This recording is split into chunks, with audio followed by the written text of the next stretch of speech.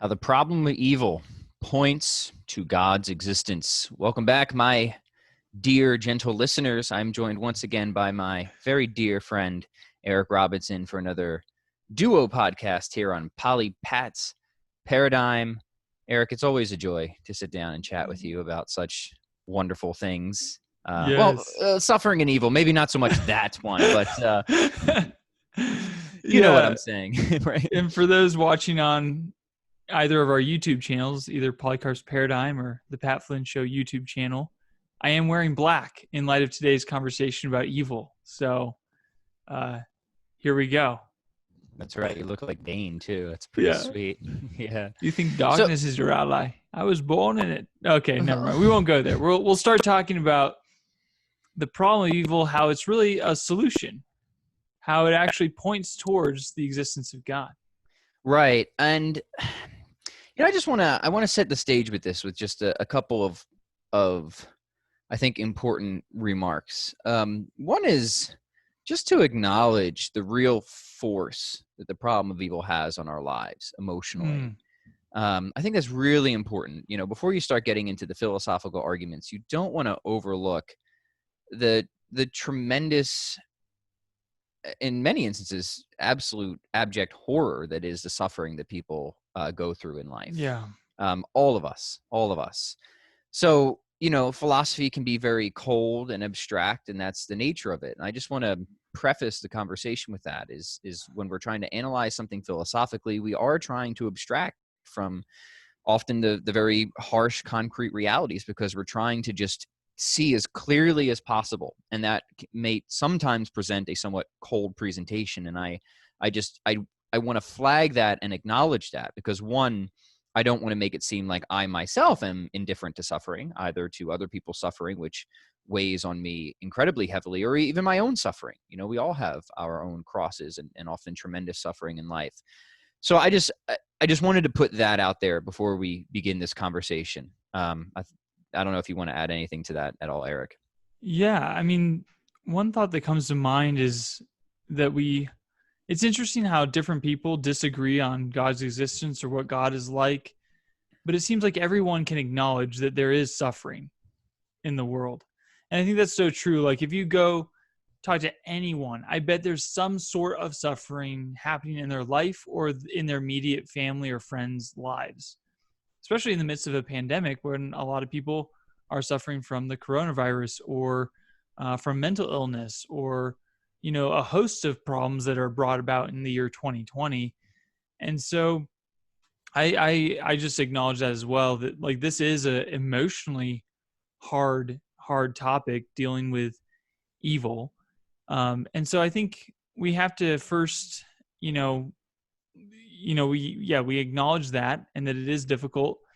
As someone who is Catholic, that often will see a crucifix of Jesus hanging on the cross, I find great solace and great comfort in that, knowing that my suffering can actually have meaning, that my suffering is not just wasted, that it can be united with Christ's suffering for the healing of the world. And that, to me, is one of the big solutions of evil. So you could say is that evil gets conquered through the cross. And so I think the gospel itself is the best medicine, the best way to not only endure suffering, but capitalize on it so that it can actually provide the necessary balm of healing that our world so desperately needs. Right. Yeah, I think you're right. I think sometimes the problem of evil is divided into multiple categories. One is called the philosophical problem of evil, and that's what we're going to treat today. The other is called the emotional problem of evil, right? So one is in our head, the other one is in our gut or our hearts. Yeah. And I think only Christianity can solve both of those. I think only and it solves it in different ways. And I think what you're talking about, there's definitely some head work that happens there, but it's a lot of gut and heart work. Christ crucified on the cross. And yeah, I'm quite convinced of that only Christianity can solve both the philosophical and emotional problem of evil. doesn't mean it still isn't difficult. Doesn't mean that there isn't still a ton of mystery around it. But we don't want to confuse mystery with problems or objections. I think this is another thing we want to delineate. So yeah, with those, I guess, prefatory remarks out of the way, we should dive in, shall we? Yeah, and I would love to hear your take on this. You know, that you were an atheist. Was the problem of evil? Was that a huge objection? And also just framing the objection to our listeners in such a way that, you know, makes it kind of hard to overcome. Let's say I would love to hear. Yeah, we'll steel man how you frame it. Yeah. Yeah. Was it a big thing for me? No, not as much as it is for other atheists. I mean, it was something I would have probably thrown out. But there's a number of atheists, formidable academic atheistic thinkers who do not push the problem of evil. So it's not something that all atheists accept or find especially impressive as an argument against the existence of God. I think it is the best argument against God's existence. I mean, it's certainly the most traditional one. It's the one that impacts the most number of people. And once you really go deep with it, it is, I think it is the best argument against God's existence. I don't think it ultimately succeeds for reasons we'll get into. But it's not the only one. I think people think that this is like the only argument against God's existence. You have, in philosophy of religion, you have objections to like coherence objections to theism or stuff like that. And those can be, you have to work through some clever objections there. I think they can all be overcome. But yeah, at the end of the day, I think the problem of evil probably is something that has, at least it's had more lasting force with me personally than any other objection has. But it's interesting because it's something I've grappled with more and more after I've become a theist, and it was as much of a difficulty when I was an atheist. So I kind of have a weird relationship with it. And I guess it's maybe because once I become a theist, I am very much more interested in why God would allow evil, that I've wrestled with it more. So it takes on a different significance. And I wouldn't say it's as much of a problem for me, but I guess I've just been more interested in probing the mystery of it as a theist, if that makes sense. So yeah, there's different versions of the problem of evil. One, it's often divided into what's called the logical problem of evil or the evidential problem of evil.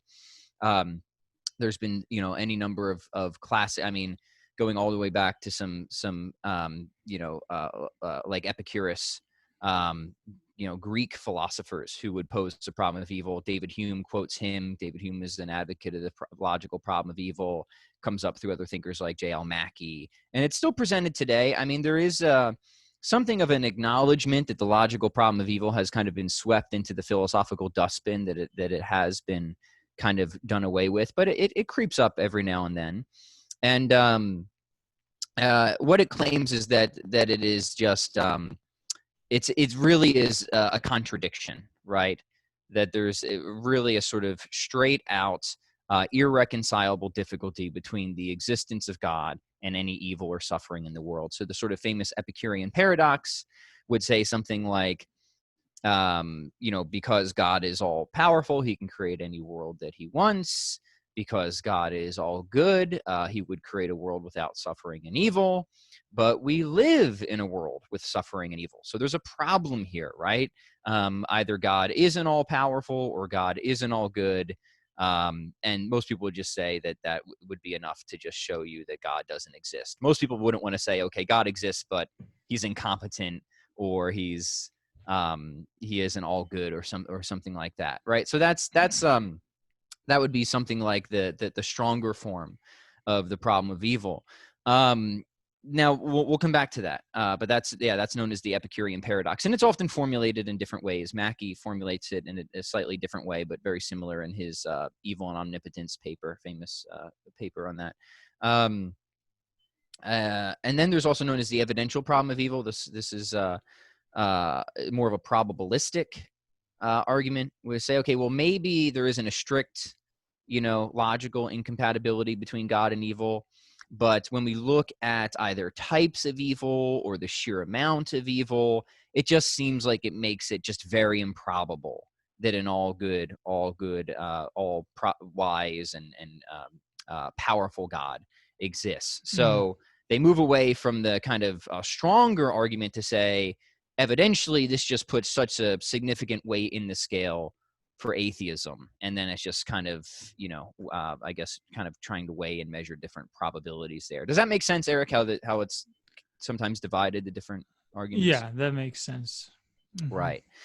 Okay, so what do I want to say to these? There's a number of ways that I've approached it. So I'll come at it from a couple of different angles. I'm working on a paper right now, which I hope to submit for publication soon. And I think it's an interesting argument because what I want to say is that atheists often find themselves in a position that is unsustainable.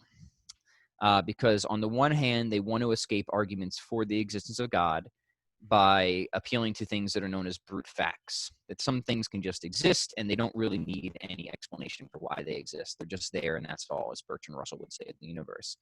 On the other hand, they want to say that evil cannot be adequately explained on theism, right? That it just doesn't find a satisfying explanation.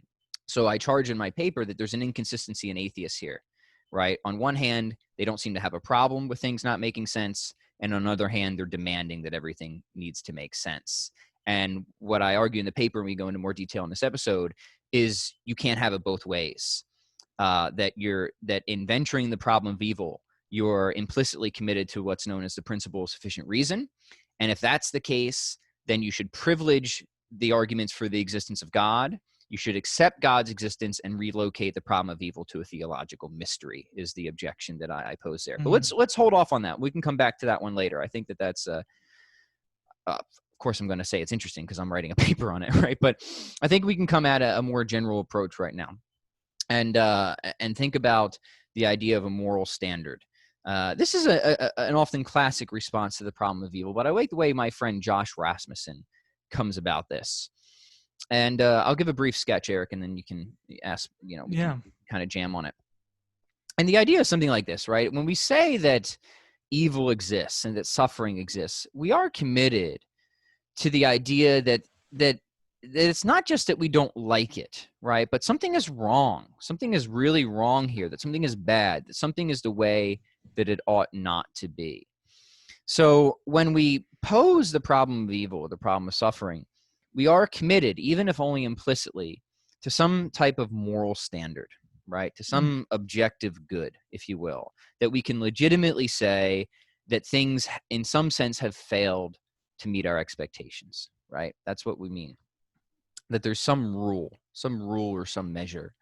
And if we don't say that, and we just reduce everything to preference, then we lose the problem of evil, right? And it just doesn't get off the ground, right? So for the problem of evil to have any force, to say that things really are bad, like objectively bad, then we're going to be committed to some type of moral standard, right? Now, some people at this point would say that a moral standard is impossible without God, who is subsistent goodness itself existing. That's that. And I actually think that that's right, but I don't think we need to make that strong of an argument. We can actually just say that a moral standard is far less probable without the existence of God. And it's not just a moral standard that we need to consider, right? It's a moral standard, but it's also the emergence of moral communities who are capable of rational reflection on the moral standard, who can then formulate things like the problem of evil, right? Wow. And then we can ask, what worldview is something like that more probable on, right? Well, on classical theism, a moral standard is guaranteed, because the view of classical theism that God just is subsistent goodness itself. So it's not even like arbitrary divine command ethics, right? There's nothing that God looks to that is higher than himself. God just is the good, as Plato would have it. Like he just is the rule, is subsistent goodness himself. So we have a guaranteed moral standard on classical theism. And I think we can also admit and see, by the light of reason, that God would probably see the value in bringing about moral communities, beings, free, moral agents that can reflect on the moral standard and conform their lives to it. That is a very traditional commitment of certainly not just theism, but Christianity as well. And that's exactly what we see, right? That's what we see. I would argue that's what we see, right? That we have a moral standard and we have moral communities. Now, contrast that with atheistic worldviews. Is that at all as probable?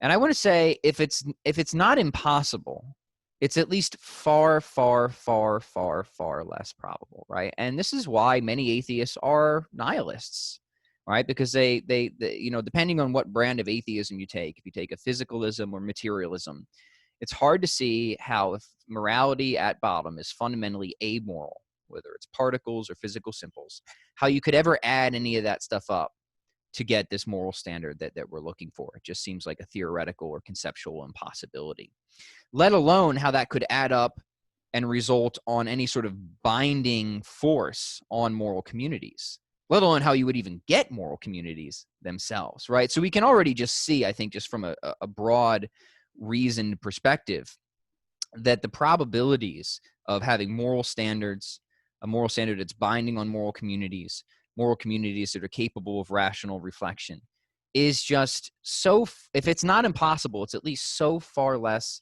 improbable in atheism, that any experience, any moral experience at all, including the experience of evil, automatically counts towards the theistic hypothesis, because that worldview better predicts it. It better explains it. So that's where I would say that evil, while it may superficially point away from the existence of God, upon deeper analysis, confirms the existence of God when we compare these competing worldviews and what would be reasonable probabilities of which one is more likely to give us moral standards of moral communities and which one isn't. Now, would the atheist maybe say something when it comes to suffering? Well, we see in the animal world, let's say, like the animals do suffer, but this is all part of the evolutionary process. What is it called? The survival of the fittest, right? Mm-hmm. And so, yes, there's suffering, but we wouldn't call it like evil. It's just like a form of like suffering, I guess you could say. Right. Yeah. A little different. So let's take that, because that's a good example, right? Okay, but are you using that as an argument against the existence of God? And if they say yes, you have to say why. And the only thing that they could say is because that doesn't seem right. That seems bad or wrong. You following me? Right? Yeah. So that's where we get into, we're not Right. just stating like the way things are. We're actually now asking why. It's not just a fact. They feel like there's something wrong about that, something bad. And if they say it's just a fact, which is why they object. Right. And if they say it's just a fact and there's nothing wrong with it, then what's the problem? Yeah. Okay. So they would be committed to saying, well, it is just a fact. And so, yeah, this doesn't count against theism, but it also doesn't count against atheism. Right. So but then they lose the problem of evil. That's exactly what I'm saying. Right. Yes, exactly. So it's and you could do that if you want to say, oh, I don't think there's anything wrong with that. Okay. But then what's the objection? Right. But it's when you make the claim that this is wrong, this is bad, and that's why I don't think an all loving good God would do this. That's when you're committed to what I've said is this idea of a moral standard and moral communities. And that's exactly when it tips the scales back in favor of theism on that deeper analysis. Yes. And one thing that I've heard Trent Horn say before is, we have our five senses, we can see, taste, touch, smell, and all of that. But we also have another sense. We have the moral sense. I think everyone listening on this show, whether you're an atheist, a Catholic, Protestant, non-religious, religious, spiritual, whatever you might identify as, that you would all agree that rape is wrong.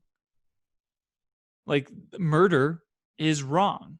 Like you would just agree to that. And in fact, it was interesting this summer, Pat, when the riots were happening and everyone was posting on Facebook about how evil systemic racism is, which I agree that racism is evil. Like that's an evil thing.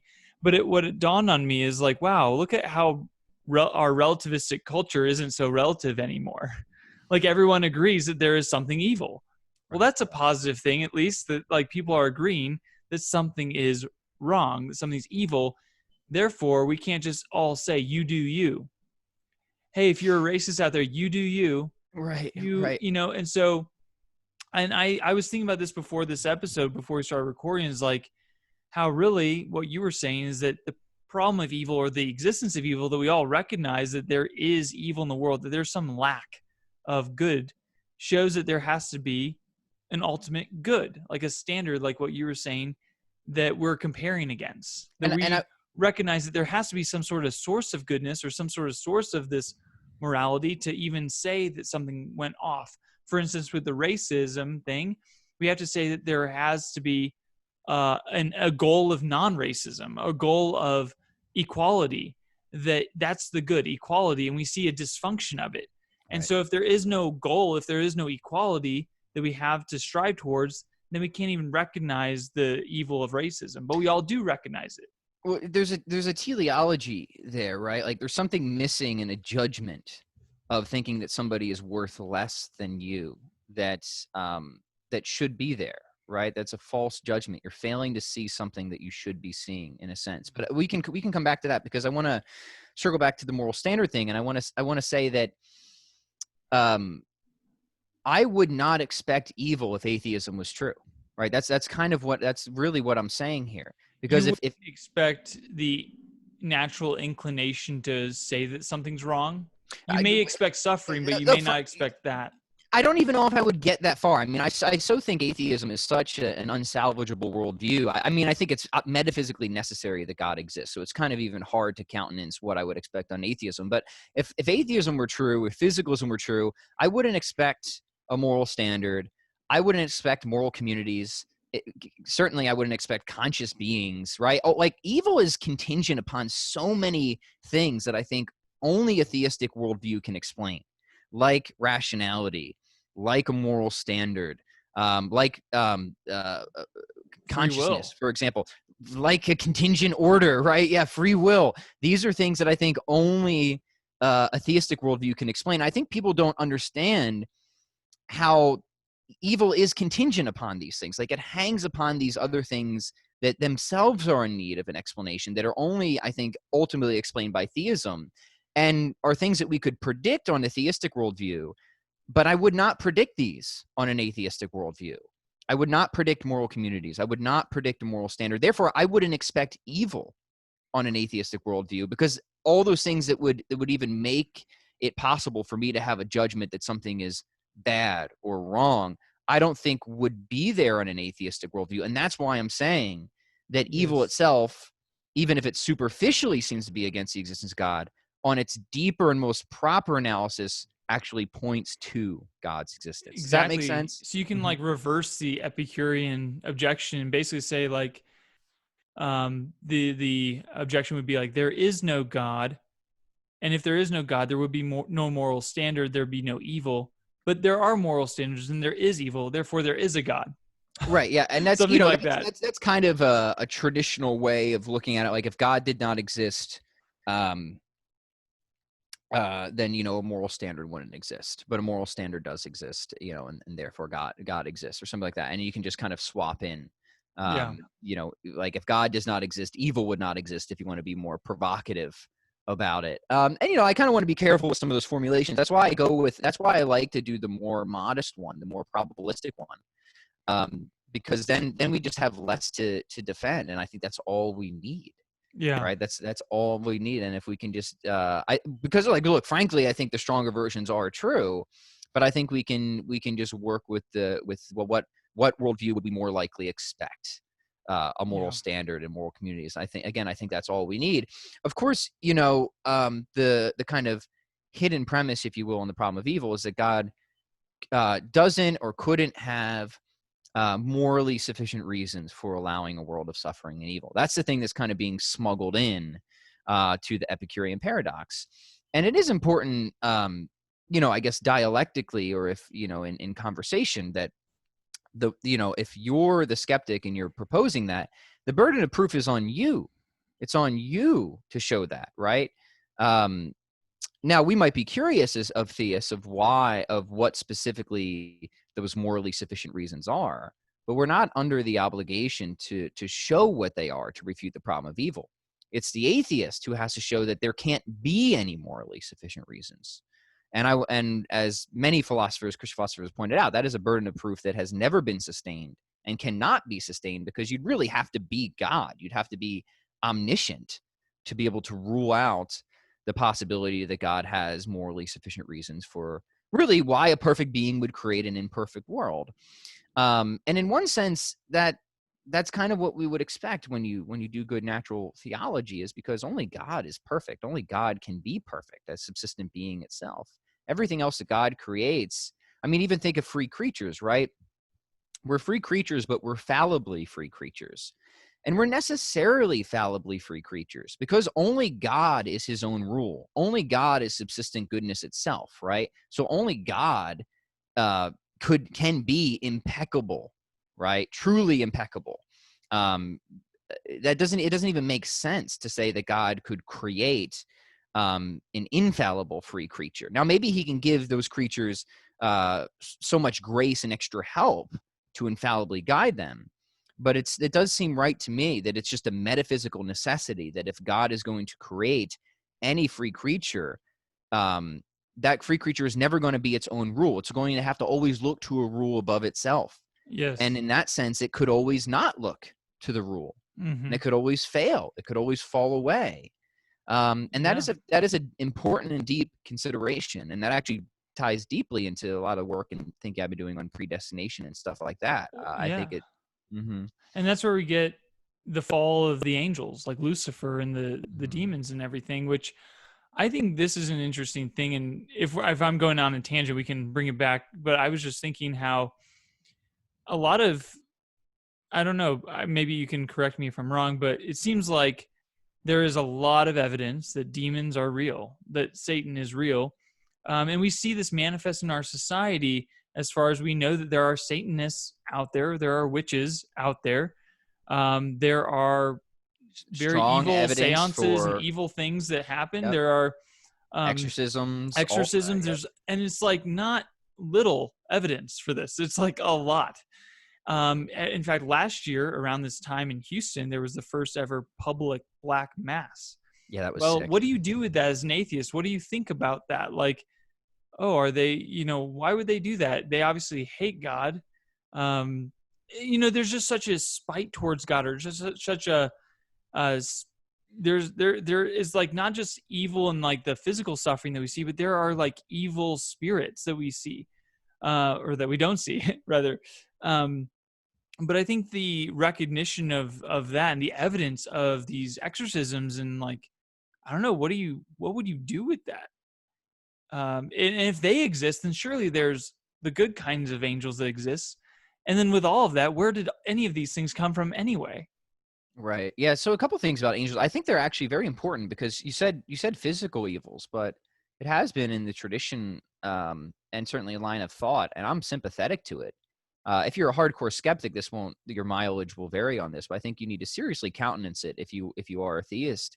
That some of the physical evils, there's no reason to not think that those could be attributed to immaterial beings wreaking Mm-hmm. havoc on creation. Right.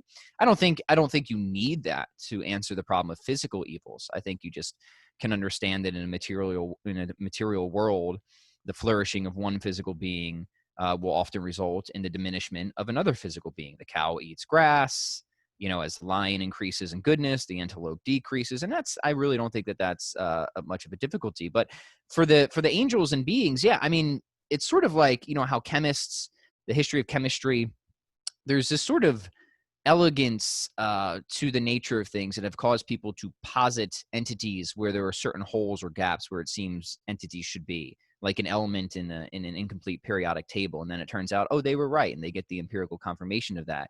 Well, same thing on the great chain of being ontologically. We sort of, we can argue, I think, definitively and deductively to God's existence as the supreme first cause. There's obviously all these sort of low material beings, just the kind of brute physical matter coming up through Amoebas. amoebas, coming up through animals, and then of course us, which is this kind of very fascinating mix of the material and the immaterial. And it seems like there's a gap missing between us and God, right? And that's where the Mm-hmm. angels are, right? So it seems like the angels just fill, yeah, and people have made very strong arguments about this, like that we need angels there, right? Or else we're missing an obvious gap in the great chain of being. And I'm very sympathetic to that. So I think that there is something of a philosophical argument like that we can give for angels. But then, of course, we know that it's been revealed as well. So if we have already good reason to believe that Christianity and Catholicism is true, this hands us just further affirmation and specific content around that, especially around the fall of these beings. And we know that God has the angels play an important role in the governance of his creation. So it's not unreasonable to assume that the ones that fell away could be in some degree and possibly some very large extent responsible for a lot of the suffering and evil we see in the world, even just the physical, natural stuff. I don't think you can reasonably just wave your hands at that. Again, it's kind of beyond our sight, but you can. Again, I don't think it's necessary to battle against the problem of evil, but I think if we're trying to be honest about it and trying to make sense of everything, I think we need to include that what seems very probable reality of angels and demons into our general account of all this. And one thing that, I mean, I've said this before, I believe on this podcast, but I guess one question I have for atheists is, okay, in your own personal life, you recognize that there are people, let's say you go to work and you have a lot of different colleagues of different types. You can recognize if your boss is a very prideful man or woman or very humble. So where does that come from? Like, to me, that just shows that, okay, you agree that pride exists, that like there's some immaterial reality to a human being to where you recognize pride when you see it, even though you can't see it, right? It's immaterial. It's this immaterial reality. And so what do you do with that as an atheist if you're especially dedicated to physicalism or naturalism? It's like, well, if that's just chemical reactions, then you have no you would have no reason to say that that is bad, or you wouldn't even really recognize it as such. But pride does exist. Therefore, there's an immaterial reality.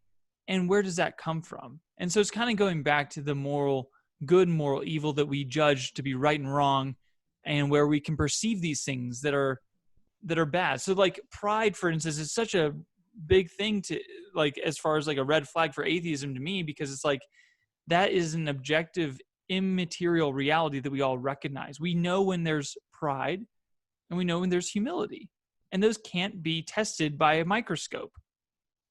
There's a couple ways we can think about this, right? So we have God as a sort of general, supreme, ultimate standard of subsistent goodness itself, but we also have teleology, and I think that's kind of what you're hinting at. And there is a certain natural inclination. Good is a functional concept, as we call it in traditional natural law, right? That this is where things can fail to meet our certain expectations of its exemplar, right? If we know what a good human is, right? At least generally. And we know that somebody who's extremely prideful and hateful is failing to meet those expectations in the same way that like a sock with a bunch of holes in it is failing to meet our expectations of what a good sock is. Now, a sock is different. It's an artifact. We make it. We kind of impose value on it. But it's just a good illustration just to get the idea across. Or that a tree that doesn't sink, good deep roots and assimilate nutrients well is failing to be a good tree. It's failing to meet the expectations of what the nature of treeness is inherently striving towards. Now, I think teleology gives us a good grounding for morality, and people use the term value. Value is a slippery term. I like the classical terms of the good, right? Goodness, flourishing, thriving. And then morality comes online with beings that are capable of reasoning, rational agency, intellect and will specifically, where we can reflect on things like human nature and see what is perfective of it, right? What really causes us to flourish as the kinds of beings that, and here's importantly, what God has designed us to be. So I would argue that teleology, essentialism and teleology, which you need for the specific content of human morality, can only and ultimately be explained by theism, right? A divine mind, a divine organizing mind, right, is the only thing that can ground that. So theism offers an extremely robust account of everything that we need and want to affirm our moral experience. And you're just not going to get that on atheism. I think even if you try to be like an atheistic, an Aristotelian, that's going to collapse. It's not going to be sustainable without the theistic underpinnings or support. Or same thing if you're a sort of atheistic Platonist. All those to me are just theism light anyways. At that point, if you're at that point, it's just like, come on, just affirm classical theism. Because you've essentially conceded everything that made, I think, a lot of the atheistic project interesting in the first place, which is trying to reduce it to a sort of mechanistic, materialist, physicalist viewpoint. So that's why I call those views just theism light in some respect. So yeah, since you just kind of brought up the idea of pride or these vices, and right, vices are just are bad habits, right? Habits or dispositions that tend us away from what will cause us to objectively flourish given human nature. And virtues are the good habits, right? It's those the dispositions that tend us towards our true flourishing, our true thriving. And you're right, Eric, in that everybody's experience, we all really kind of live this way, right? We may have specific disagreements here or there, but every day on the streets, we are committed to the moral world. And you said it's interesting to see that our world is no longer relativist. I would say it never was, right? It was superficially relativist, but nobody ever lives consistently as a relativist. Even if you get to this point where you're saying, yo, man, you just do you, don't judge other people, you're still not a relativist, because you're still saying like judging other people is wrong, like objectively wrong. Yeah. So there's just, yeah, like at most it's just a superficial, I think, bad way of looking at the world morally. But like we've never really been truly relativists. We're just confused deeply on, I think, the actual moral content that's relevant to the contemporary discussion, if that makes sense. Yes. So in what ways, now that we've kind of outlined some things, and maybe there's some more things to outline here with this problem or solution of evil, basically, like, what are some other ways that the presence of evil, that it seems like every human being recognizes that there is some evil in the world? We may disagree on sometimes what that is, but most of the time there's a consensus. Everyone, like I said, agrees that rape is wrong, that murder is wrong. Like everyone just agrees about that. Mm-hmm. So how does that, once again, not just point to God, but let's say, how does it even point to the gospel of Jesus Christ? Right. Yeah. So a few more distinctions. Yes. What I've offered so far is what might be just be called kind of a defense. And there's a difference between a defense and a theodicy. A defense looks at the challenges of theism, like the problem of evil, and it says, here's why this argument is wrong, and that's it. It really just kind of diffuses the objection, but it doesn't try to answer every question. That's important, right? So if you're feeling like, okay, it sounds like I've taken the wind out of the sails of maybe the general Epicurean paradox, but I'm still somewhat dissatisfied with all the suffering and evil, I would say success, actually, right? That's Okay. all a defense is meant to do, is just kind of take the wind out of the sails of the objection. It's not meant to answer all the questions and really probe the mystery. That's where something like a theodicy comes in. A theodicy is more of a theological exploration that really just tries to get some specific content on the question of, well, why does God allow suffering and evil into the world? And this, of course, is itself a very important project, and it's one that I've been heavily engaged in myself, especially as again, just out of, we all want to know, right? We all want answers to our difficulties in life. It'd be, I think, insincere to suggest that we don't want to know. Certainly, I've always wanted to know. And for me, a big thing I've been focusing on and researching right about lately is predestination. So it focuses a lot on that. And the world is your oyster as far as theodicies go. I mean, where do you want to start? There's so many out there. Well, I think one interesting place that when we were talking about angels maybe think of is, a lot of scholars believe that Job was the first book written of scripture. And Job tackles this head on, like the problem of evil and suffering for someone who is a righteous man, Job. And Right. we see from the reader's perspective of the scriptures that actually there was this scene in heaven that was happening that Job had no idea about between Satan and God, and Satan basically challenging God, like, he's only righteous. He only likes you, God, because you made everything easy for him. But let me torture him a bit, and let's see how righteous he really is. Let's see if he blasphemes you. So literally everything gets stripped away from Job. His children die. His work is just completely abolished. His house falls apart. Like, Animals are killed. He's taken all of his possessions, pretty much his whole family, except for his wife, which ends up being like a thorn in his side during the book. And so literally everything collapses, and God just told Satan, you can do anything you want to him, just don't kill him, basically. So even his health diminishes. He gets boils on his skin, and he's just wanting to provoke Job to curse God. And even his wife, Job's wife, says, just curse God and die, basically. Like, and so even his friends are like, what did you do? Because surely you must have sinned. And he's like, no, like I haven't done anything. And he says, naked I came into the world, naked I leave. Still, blessed be the name of the Lord. That's Job's response to his suffering, which is amazing. But even Job, towards the end, he's like despairing of his own life. Like, why was I ever born and all of this? And then God shows up at the end of Job, just saying, like, Job, I know this is a mystery to you. You know, where were you when I created this? Where were you when I created that? At the end of the day, like, I'm God, and there is something going on here that's way beyond you to even know.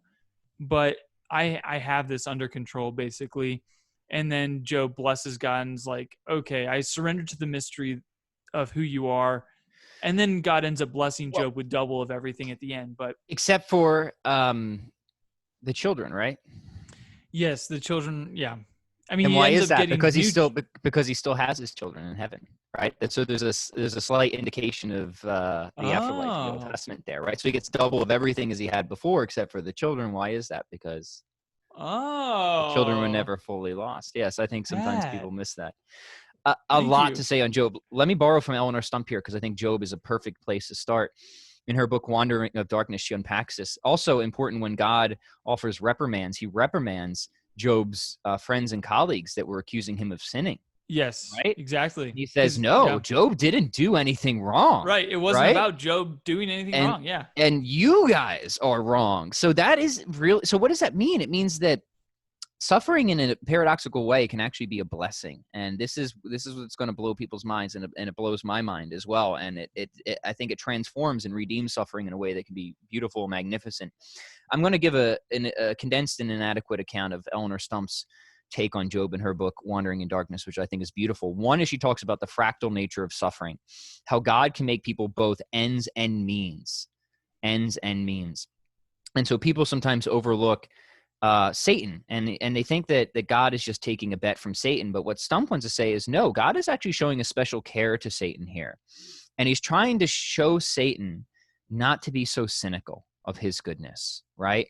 He's trying to break Satan down. Now, some people might say that Satan was irretrievably lost and that it doesn't matter and God shouldn't have done this. But, we don't know, right, exactly.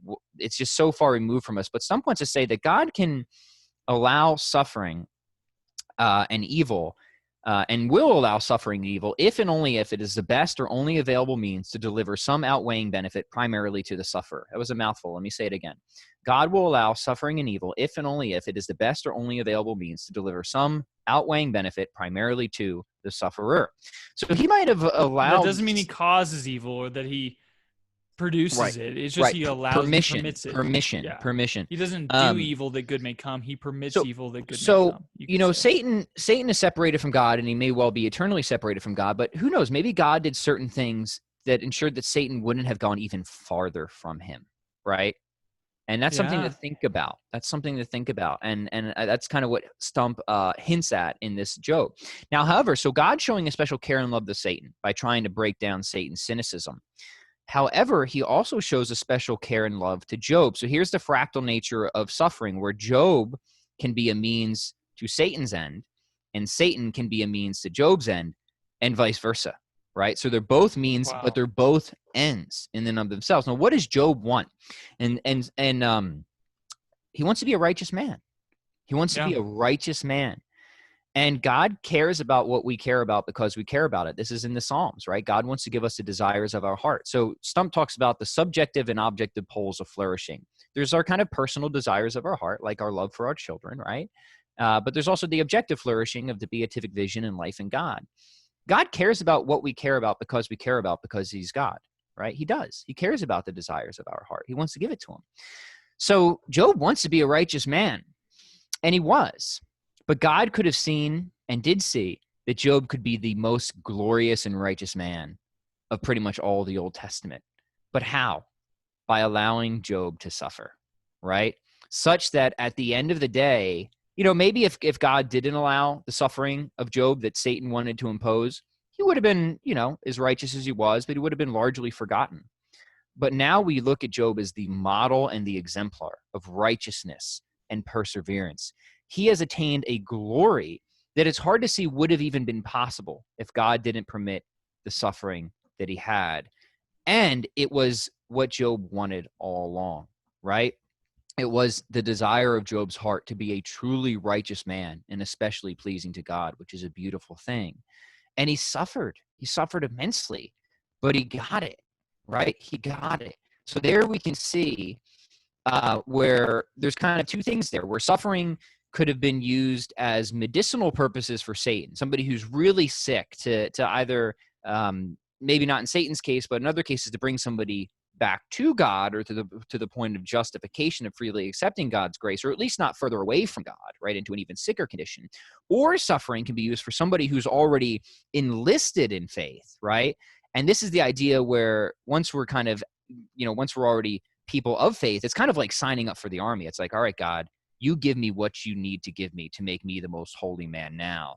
Where suffering can be a special blessing, a special love to help us attain a certain level of holiness and glory that if we could see it, we would say, that's worth it, God. I'll take that exchange. And that's the way that Stump approaches the commentary on the book of Job and Wandering Darkness. And like I said, I've done a horribly inadequate account of it. It's so beautiful that I would just encourage that everybody goes and reads that. Mm-hmm. And even more worse than Job's suffering was Christ's suffering on the cross and the glory he received in being the firstborn of the dead, raised from the dead, and gives us hope, right? That whatever suffering, whatever we, in order to be glorified with him, it says in Romans, we have to suffer with him. And Paul says in Philippians that it has been granted to you that for the sake of Christ, you should not only believe in him, but also suffer for his sake.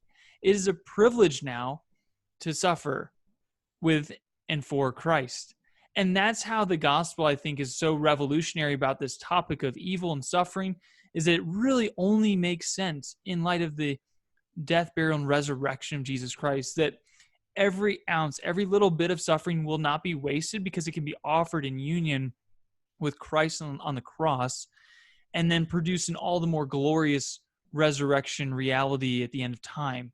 And even in our own lives, we experience this. And there's something about when you were talking about Job that maybe as a man, it was just like, you want to go through the fire sometimes. It's like you want to go through the training for that marathon. You want to go through those hardcore things in life. You want to be tested in a way so you can know, like, I've been refined by the fire and I not only survived, but now I'm like way better of a person than I was before that happened. Mm-hmm. And if we can grasp a little taste of this being in our 30s, Pat, then how much more would someone who, like a saint who's 1,000 years old now in heaven, they're probably grasping a lot more. And of course they have the beatific vision. So that's obviously great. But I'm just saying, like, if we can grasp this in our 30s and a 90-year-old is grasping it even more if they've grown in wisdom and holiness, then God, who is ageless, who is infinite, obviously, like, there's wisdom there that surpasses our understanding, but even we can grasp a little hint of how these things can all make sense. Mm-hmm. And to me, that's beautiful. And to me, we always look to Christ crucified. It's like, we don't know why all these things happen sometimes, but what we do know is that God became man and suffered for us. Like, he didn't just ignore it. He actually redeems it. And it's for our good. And love is the thing that makes sense of everything. So love, in light of the world that we have, love gets even more manifested through suffering. Like Maximilian Kolbe voluntarily willing to say, I'm going to suffer excruciating death by not being fed food in Auschwitz because I want this man to go free who he didn't even know because he had a family. And he's willing to suffer and die for that man who he didn't even know. And it's all out of love. We look to the martyrs, we look to the saints, and we see a great counterbalance to the evil. We see them embracing the suffering out of love. And that to me is the solution of all of it, and which makes sense because God himself is love. So when we suffer out of love, we're already in union with God, which is our glory. Amen, brother. Great. Well, we figured it out, Pat. Done. And I just want to say, this is just the beginning of a conversation. This is something that I would encourage people to go read much more deeply about.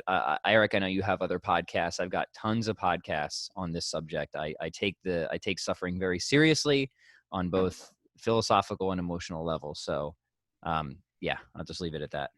Yeah. Well, thanks, Pat. And thank you so much for your thoughts. And thank you, listeners, for listening. Hopefully we gave you some good food for thought and how the problem of evil is really more of a problem for atheists. And really, there's a great solution to evil, namely Christ crucified. And really, this whole reality points towards the goodness of God and how we're all called to become saints ourselves, become holy, so that we can radiate that goodness to the ends of the earth.